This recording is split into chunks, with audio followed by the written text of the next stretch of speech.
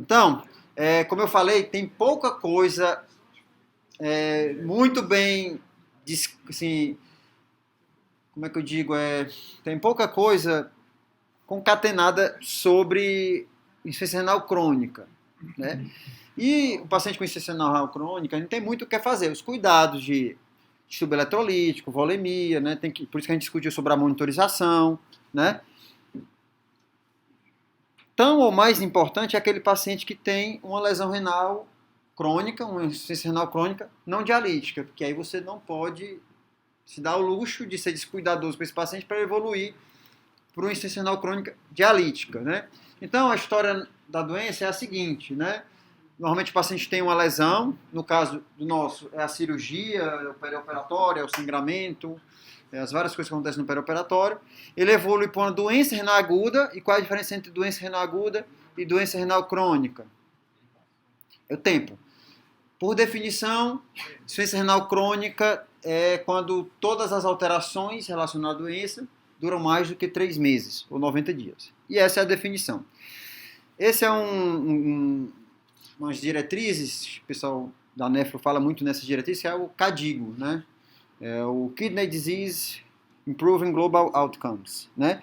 E ele tem, são consensos sobre terapia sobre tratamento de insuficiência renal e as definições das doenças renais, né? Tem vários diretrizes nesse aspecto. Essa aqui é a de doença renal crônica e fala aqui que a normalidade da função ou estrutura renal presentes por mais de 3 meses, né?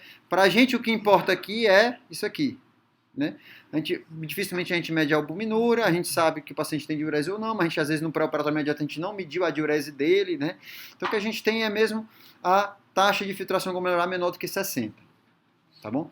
Por definição, se isso durar mais que 3 meses, o paciente tem o diagnóstico de insuficiência renal crônica. E vocês, com certeza, pelo menos uma vez por semana, anestesiam o paciente com insuficiência renal crônica aqui, porque vocês não calculam de rotina, certo? A taxa de filtração glomerular. Vamos falar um pouco sobre isso. E essa aqui é a classificação de insuficiência renal, né? Fala de com clínica normal, maior que 90, 60 a 80 diminuído, que a gente já tem que ter uma certa atenção para esse paciente, mas abaixo de 60, tudo isso aqui é insuficiência renal crônica. Tá bom? E a gente tem que ter muito cuidado com esse paciente com insuficiência renal crônica. Outra vez a gente teve numa sessão clínica, o paciente tinha uma creatina alterada e foi feito um anti-inflamatório ali, já tem um tempo. Aí por que foi feito esse anti-inflamatório? Não, é rotina. Beleza, grande justificativa, né? No nosso contexto, né, as complicações renais da anestesia, os fatores cirúrgicos que levam à obstrução tubular, os fatores anestésicos com redução de fluxo renal, certo? Ainda mais se o paciente tem, usa inibidor de ECA, o antagonista da angiotensina, a gente vai falar um pouquinho disso, tem um trabalho bem legal que saiu há pouco tempo, que até para mim foi interessante ter lido isso, né? Então tem toda essa lesão aguda perioperatória, leva a oligúria, né? E leva à insuficiência renal aguda. A lesão renal aguda, melhor falando. E esses são os critérios também, pelas diretrizes CADIGO, de definição de lesão renal aguda, né? Que vale para o pós-operatório. Vale também para paciente que fez uso de contraste, etc. Tem os 3 estágios, 1, 2 e 3, e aí vai aumentando. Vocês veem aqui, de 1 a 1,5 vezes a creatina de base, você tem o estágio 1 e assim sucessivamente. Além disso, você também tem pela débito urinário, certo? Veja que realmente o ponto de corte que eles falam é o 0,5. E o 0,5 para a gente medir isso de maneira objetiva é muito difícil, porque a sonda é grande, né? O coletor é grande e às vezes a gente não tem dificuldade para medir 30 ml. Então, para mim, se está vindo é porque... Beleza. Bom, e o que é que tem o risco perioperatório, como eu já falei, e até o Lau falou, a lesão renal aguda é fator de risco para piora da insuficiência renal crônica prévia, além de ser fator de risco para aumento de risco cardiovascular, aumento de complicações cardiovasculares, né? Uma creatina maior do que 2 aumenta em 2,6 o risco de lesão renal aguda, ou seja, naquela definição que eu falei. A insuficiência renal crônica, ela leva a aumento de endotoxina, liberação de citocinas, que leva a resposta inflamatória sistêmica e a lesão cardíaca. O óbito cardiovascular em paciente com insuficiência renal crônica aumenta 4 vezes, quase 4 vezes. E é por isso que é um dos fatores considerados nas calculadoras de risco. Creatina maior do que 2. Certo? Ela por si só já é um problema. Bom, e quais são os fatores de risco para isso, né? Para doença renal crônica? Vários. E no nosso dia a dia eu sublinhei os mais comuns, né? Diabetes, uso de medicações diversas, né? Aterosclerose, hipertensão, isquemia, hipercolesterolemia, entre outros. E aí, onde vem a indicação de eu rastrear esse paciente, né? Todo paciente com qualquer fator de risco de lesão de órgão-alvo, né? Diabetes, hipertensão, outras doenças cardiovasculares, ele tem que ter uma creatina medida no pré-operatório. Isso é muito óbvio, mas às vezes a gente pode não ter esse dado, né? E como é que funciona essa avaliação da função pré-operatória? Mais uma vez, guideline CADIGO, né? Marcadores endógenos, os mais utilizados que está na nossa cultura e rotina é a creatinina. Além da creatina tem a cistatina C, também pode ser usada, mas eu vou te falar que eu nunca vi ser solicitado. Não sei qual é se a gente tem disponível isso. E se houver qualquer dúvida da análise, o ideal é fazer uma medida direta. Então, quais são as recomendações dessas diretrizes? Né? Utilizar a creatina sérica, desculpa estar escrito aqui, que eu botei exatamente como está escrito lá, utilizar a creatina sérica para avaliação inicial. Então, o paciente com fatores de risco para insuficiência renal, ele tem que ter uma creatina medida para isso. E sempre avaliar os riscos, fatores de risco em conjunto. Né? A cistatina C, o clearance de creatina, ela vai entrar em situações em que a acurácia da creatina é menor, e a gente vai ver um pouquinho isso aí, e em que haja necessidade de uma tomada de decisão. Eles falam que, por exemplo, se você vai incluir, por exemplo, um paciente numa lista de transplante, aí você teria que ter uma medida mais exata. Eu não sei como é que funciona aqui no transplante renal. Além disso, no caso de ajuste de medicação. E isso aqui é uma das take-home message, né? Isso aqui talvez seja uma dessas, né? Usar equação de estimativa de taxa de filtração glomerular baseada na creatina sérica, em vez de confiar apenas na creatina sérica.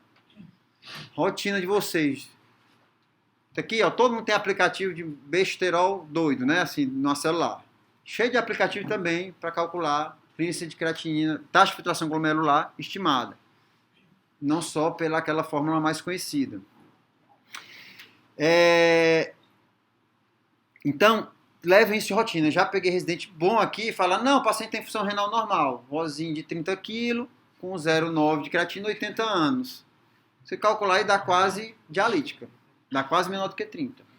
Eu não calculei agora, que eu citei agora um exemplo qualquer, mas se vocês forem calcular, então, a partir de hoje está proibido considerar valor de creatinina. Calcule a taxa de filtração glomerular pela creatinina, tá bom? E, para fazer uma análise junto a isso, entender quais são os cenários clínicos nas quais a taxa de filtração glomerular estimada pela creatinina é menos acurada, né? Que são os determinantes que eles chamam de determinantes não relativos à taxa de filtração glomerular, né? Se o paciente, por exemplo, um paciente com a creatinina muito elevada, mas o paciente é fisiculturista, sei lá, entendeu? Então tem uma dieta rica em proteína e tem uma musculatura hipertrofiada, certo? Se tem alguma situação que aumente a secreção tubular de creatinina e se tem alguma liberação extrarenal de creatinina pelo TGI. São situações mais específicas. Então, tudo isso aqui pode alterar a minha concentração plasmática, aqui no caso de creatinina que a gente está discutindo, ou mesmo de cistatina em algumas situações. Mas aqui, então, a alimentação, né, produção extra-renal, né, e a eliminação. Bom, e aí vem as equações. Uma dúvida que eu tive, e aí entra também naquelas dúvidas que a gente pergunta para o especialista, e eles enrolam e não conseguem explicar, mas aí vem a resposta. Bom, para que servem as equações? Serve justamente para relativizar esses fatores extra-renais, não determinantes da taxa de filtração glomerular. E o que se prega hoje, nessa guideline de 2012, e eu até fiz questão de perguntar para uma amiga minha que é nefro, se era o último que tinha, porque 2012 já apareceu uma coisa mais nova, esse é o último que tem, o de 2012. E o que esse guideline considera é que a avaliação da taxa de filtração glomerular estimada, a equação para essa avaliação, ela tem que ser baseada numa medida de creatinina que tenha uma padronização internacional, certo? Assim, o método laboratorial de medida da creatinina, certo? E as equações para estimar a taxa de filtração glomerular avaliadas com esse tipo de medida de creatinina, com essa padronização internacional, são essas duas. MDRD, que é essa Modification of Diet and Renal Disease, e essa Chronic Kidney Disease Epidemiology Collaboration. São essas duas calculadoras. São equações mais complicadas para a gente fazer de cabeça. Mas, mais uma vez, cheio de aplicativo aí que você faz esse cálculo. De maneira simplória. Certo? Ah, Germano, mas eu não estou com meu celular, eu não tenho um aplicativo, eu não quero baixar, meu celular está cheio a memória. Usa de Korotchov, não é a melhor, mas é um pelo menos. E por que ela é ruim? Na verdade é porque ela foi validada por medidas de creatinina não padronizada. Então ela, na realidade, não é que ela seja ruim, é porque ela não é validada. Certo? Mas ela, por considerar peso, e idade, fatores não relacionados à filtração glomerular, ela tem assim, tem seu valor. Não é a de escolha, certo? E tá aqui. Quais são os problemas de cada um e por que que se sugere utilizar essa CKD-EPI? Vejam que os trabalhos que você avalia a equação de estimativa de filtração glomerular geralmente são feitas em pacientes com alterações de função renal. Então elas são melhores, e graças a Deus que isso acontece, em pacientes com disfunção renal ou com taxa de filtrações alteradas. Ou seja, o paciente você faz faz a medida da taxa de filtração glomerular e deu acima de 90. Talvez não seja tão boa essa estimativa quando a taxa de filtração é alta. Elas são muito boas quando a taxa de filtração é baixa. O que essa equação CKD trouxe de vantagem foi que ela tem menor viés em taxas de filtrações maiores. Ou seja, ela tem um range de acurácia maior. Perfeito. E aqui embaixo, não dá para vocês verem, eu só trouxe aqui a foto da tela do celular mostrando as equações, mas são equações mais complicadas, a gente vai fazer de cabeça. Bota no celular e o celular resolve. Bom, o que se fala do pré-operatório é que pacientes com essa taxa de filtração glomerular entre 45 e 59, o ideal é que você tenha uma medida mais acurada da taxa de filtração glomerular. E que o ideal é que esse paciente fosse para uma consulta com o nefrologista. Isso é um dado para vocês terem noção, até para discutir numa situação eletiva que você consiga tempo para isso. Bom, e aí tem um detalhe que a gente lê, a gente aprende as coisas. Vocês devem ter percebido, eu não sei como é o laboratório aqui do HGF, não me lembro, mas eu acho que ele já traz também isso. Nessas diretrizes de 2012, elas são de 2012, mas foram publicadas em 2013, viu? Só porque tem essa diferença aqui, tá bom? Fala que elas recomendam que os laboratórios tragam de rotina a taxa de filtração glomerular estimada. E vocês, não sei se no HGF faz isso, eu acho que faz, né? Então toda vez isso é uma recomendação desse guideline. Por quê? Para a gente não se ater somente ao valor da creatina de rotina. E geralmente embaixo vem dizendo qual é a equação que eles usam. Tá bom? Bom, e no intraoperatório? Quais são os cuidados? No intraoperatório a gente já viu que tem um risco de lesão renal aguda, que aumenta de maneira considerável a mortalidade, certo? E tem várias coisas que a gente pode fazer para melhorar, relacionadas a, dependendo do tipo de cirurgia, ao que é utilizado na cirurgia e quais são como é que fica o manejo então desse paciente em relação à renoproteção. E eu separei alguns pontos aqui, que a gente já discutiu obviamente na aula, algumas partes, né? Otimização hemodinâmica. Não ter medo de vasopressor para segurar a pressão. Às vezes, eu não vou fazer vasopressor porque vai fazer vasoconstrição renal e vai piorar a função renal, ficou pequeno. Mas isso é um trabalho em cirurgia de coluna. Fala que você deve evitar, não deve evitar o uso de vasopressor com medo de piora da função renal. Certo? Aí tem alguns trabalhos que eu vou citar, sobre a questão de alvo pressórico, né? Esse trabalho aqui avaliou a associação de pressão medida pela radial sistólica, diastólica, média e a pressão de pulso. O único desses 4 que não teve uma relação bem caracterizada com o insuficiência renal foi a pressão diastólica. Então, considere os outros 3, no sentido de alvos terapêuticos, alvos para se chegar. Então, normalmente a gente usa de rotina, devido com a informação que a gente tem dos ensaios, 65 a 70 de média, tá bom? A sistólica é um pouco mais variável. Então, usar esses métodos, esses alvos terapêuticos, né? E aí aqui ele só mostrando aqui que a pressão diastólica não teve uma correlação muito boa com lesão renal aguda e miocárdica, certo? Mais um trabalho aqui do BJA, certo? Mostrando que não só o valor mínimo da pressão arterial média estava relacionado ao aumento de complicação, acabei não botando aqui aqui a probabilidade de lesão, certo? Renal aguda.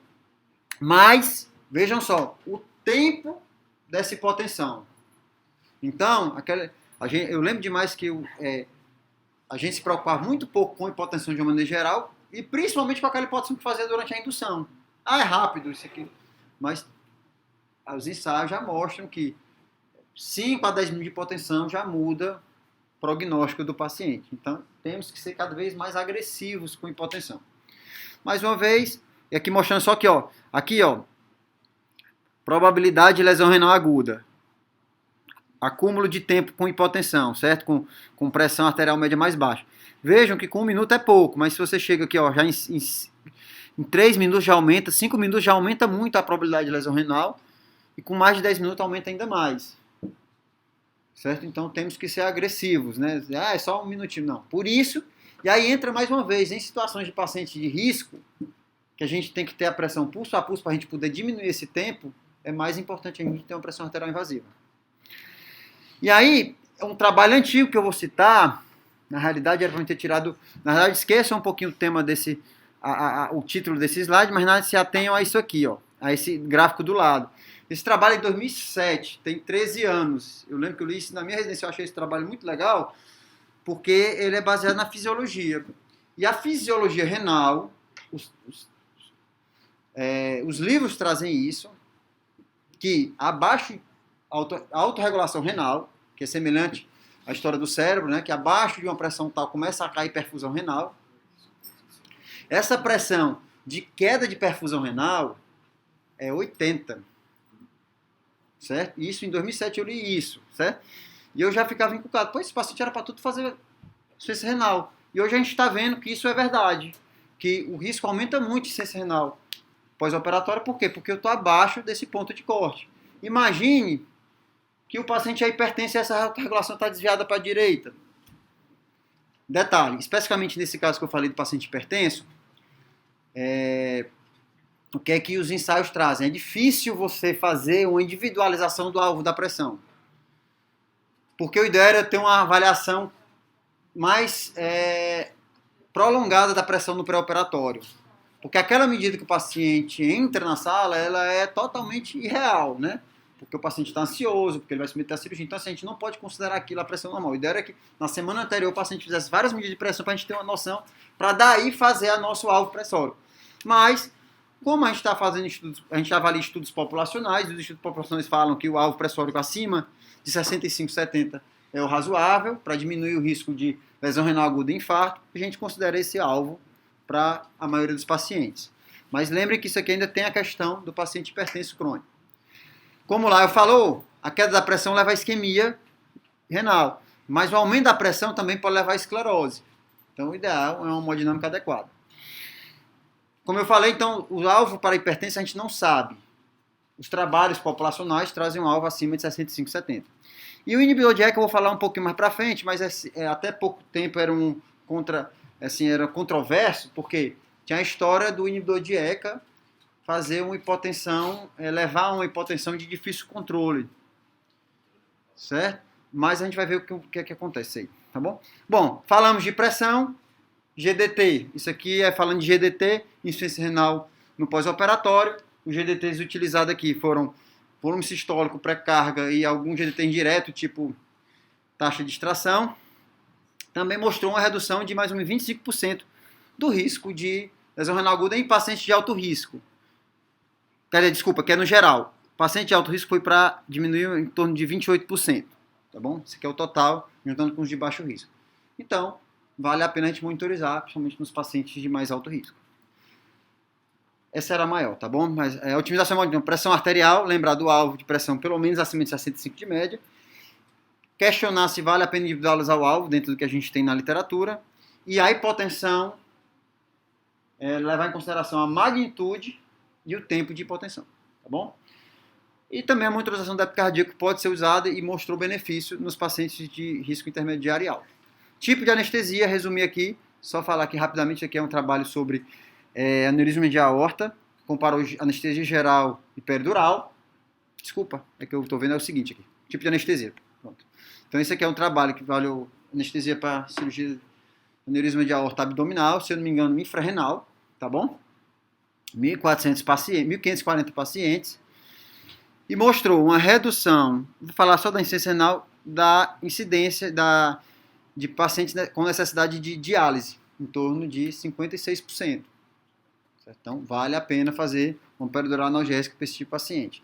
Eu estou citando aqui a cirurgia de aneurisma de aorta, mas assim, tem trabalhos em outras especialidades cirúrgicas, não dá para a gente falar todos. Então, tipo de anestesia, preferir a combinada. Técnica cirúrgica é uma coisa que eu, particularmente, eu tinha minha dúvida. Vamos já falar disso. Primeiro tipo de cirurgia e técnica cirúrgica. Cirurgia cardíaca por si só leva a 30% de lesão renal aguda. E aí a minha dúvida era a seguinte, como eu faço anestesia vascular aqui no HGF, a minha dúvida é, será que o contraste da endovascular é pior do que uma cirurgia aberta ou é melhor, por ser uma cirurgia menos invasiva? E o que os ensaios trazem é que a cirurgia endovascular é melhor para o paciente relativo à insuficiência renal. Claro que pelas outras morbidades, aí é que ela ganha mesmo. Mas vejam aqui, ó. Aqui é pacientes que foram feitos por endovascular, aneurisma de aorta abdominal e aberta, tá bom? Vejam que aqui o P de cima é significativo em todos. O que é significativo?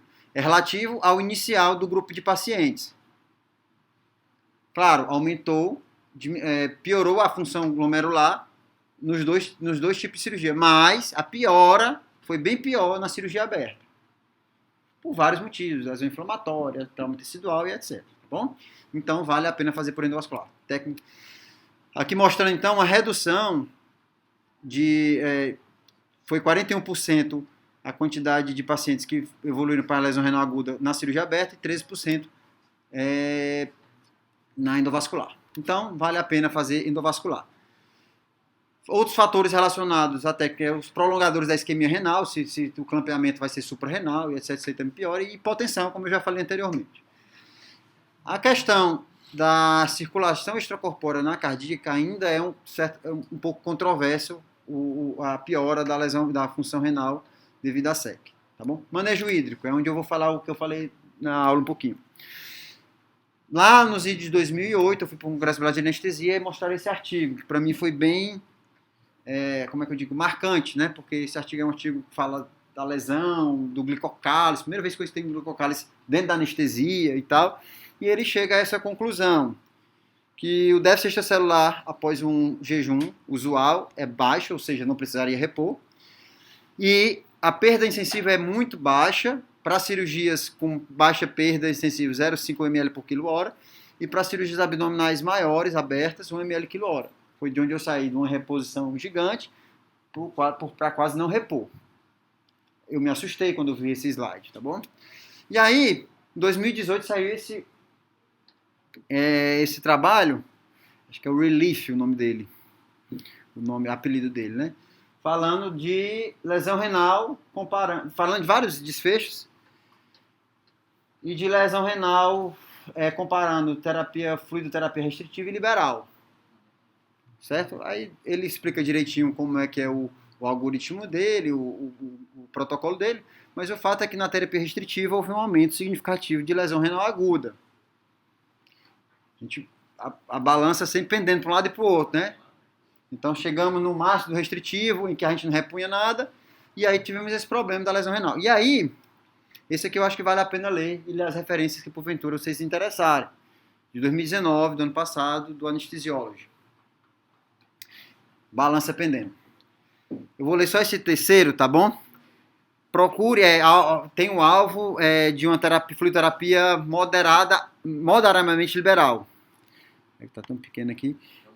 Com balanço hídrico positivo, de 1 a 2 litros ao final da cirurgia. Para cirurgias abdominais, grandes, abertas, grandes, uma média de taxa de infusão de cristalóide de 10 a 12 ml por quilo-hora. Né? Flashback, né? E durante a cirurgia e no pós-operatório, 1,5 ml por quilo-hora, que daria no paciente 70 kg em torno de 2.400. Certo? 2000, é isso? 100 vezes 24, pronto. 2.400. Não sei. O fato é que isso aqui é de 2009 do Anesthesiology. Certo? Resolvam por vocês, tá bom? E aí ele traz uma tabelinha, que aí essa tabelinha é interessante, que compara risco cirúrgico e risco paciente, parecido com a tabela de indicação de monitorização de débito cardíaco, onde ela separa no X risco do paciente e no eixo Y risco cirúrgico. Paciente de alto risco e risco cirúrgico alto e cirurgia de alto risco, então nesse quadradinho aqui mais azul escuro, considere cuidados intensivos no pós-operatório, que é o caso desse paciente, né? A gente chegou a esse consenso, eu acho, certo? Almeje 1 a 2 litros de balanço hídrico positivo e faça monitorização, quer dizer, terapia guiada por metas. Certo? Então, assim, estamos tendendo a voltar um pouquinho para ser menos restritivo, pelo menos. Né? Na realidade, eu gosto muito da questão da terapia guiada por meta e a gente entender em que momento a gente está. Né? Parece até que foi eu que inventei, né, esse slide aí, mas não foi não. Então, manejo hídrico. A gente sabe que um ganho de peso exacerbado aumenta a mortalidade e lesão renal aguda, e um dos motivos deles, como o Laio falou, é a questão da congestão renal. Você faz um edema renal pelo aumento da reposição volêmica e o rim incha, mas ele tem uma cápsula e ele fica tipo uma síndrome compartimental. Então, o ideal é que seja moderadamente liberal, né? A solução, é óbvio que a solução balanceada, porque a solução a salina 0,9% aumenta, cloro e aumenta a acidose, certo? Exposição nefrotóxica, é muito óbvio isso, né? Exposição nefrotóxica vai evitar AINES, contraste, aminoglicosídeos, né? E aí esse trabalho fala do associação entre inibidor de ECA e antagonista da angiotensina e lesão renal aguda em cirurgias eletivas não cardíacas. Trabalho multicêntrico com 949 pacientes em cirurgias do trato gastrointestinal e fígado. E o desfecho medido foi lesão renal aguda. E aí, voltando àquela história que a gente tem medo dessas medicações por causa da hipotensão refratária, digamos assim. E nesse trabalho, ele não achou diferença em relação à lesão renal aguda.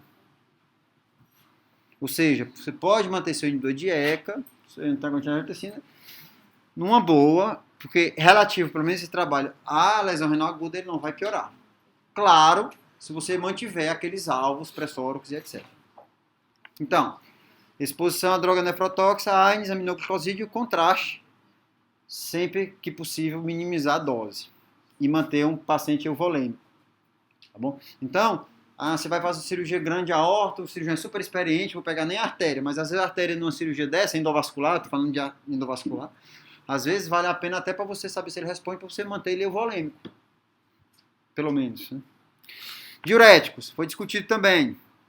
O diurético ele serve para sobrecarga hídrica e a lesão causada pelo diurético só depende de em que momento você faz. Nesse paciente, faz um paciente hipovolêmico, ele vai ficar mais hipovolêmico, vai piorar a lesão renal. Tá bom? Em relação, aí falar só mais 2 tópicos aqui bem rápido. A renoproteção farmacológica, até medo de falar isso aqui, porque isso aqui vai ficar gravado, mas ainda não me convenceram desse negócio de inalatório como proteção renal, certo? Nem do Propofol. Que a gente tem aqui, talvez a corticoide melhore na cirurgia cardíaca. Eu vi um dos trabalhos falando a favor da Dexa, outro falando que a metilprednisolona não altera, e que a esclondina e a estatina não alteraram o desfecho em relação à lesão renal aguda. A gente está falando de lesão renal aguda, não de outras coisas, tá bom? E, por último, que eu não tinha nem colocado, mas eu achei legal esse, já que os R3 não gostam tanto de infográfico, e os M2 ano que vem vão fazer muitos infográficos, esse trabalho que fala o seguinte: os pacientes renais crônicos, eles, principalmente os dialíticos, mas mesmo os não dialíticos, eles tendem a ter diminuição da formação da eritropoetina e, consequentemente, anemia. E esse trabalho avaliou, porque o problema do crônico não dialítico é porque a anemia pode piorar pode piorar a função renal, ao mesmo tempo que a transfusão também pode piorar a função renal. E esse trabalho buscou exatamente avaliar isso. Em cirurgias cardíacas, não teve diferença em relação à lesão renal. Então você pode, baseado nesse ensaio, tá bom, ser mais restritivo e considerar que a transfusão é pior em relação à lesão renal. Tá bom? Então, resumindo, só passar aqui a conclusão. Foquem nesses pontos de proteção renal e sempre rastrear. Creatina é muito fácil rastrear a doença renal. Planejar o que você vai fazer, os seus alvos terapêuticos e fazer de tudo para prevenir que essa lesão renal não piore com o perioperatório. Era isso, pessoal. Boa noite.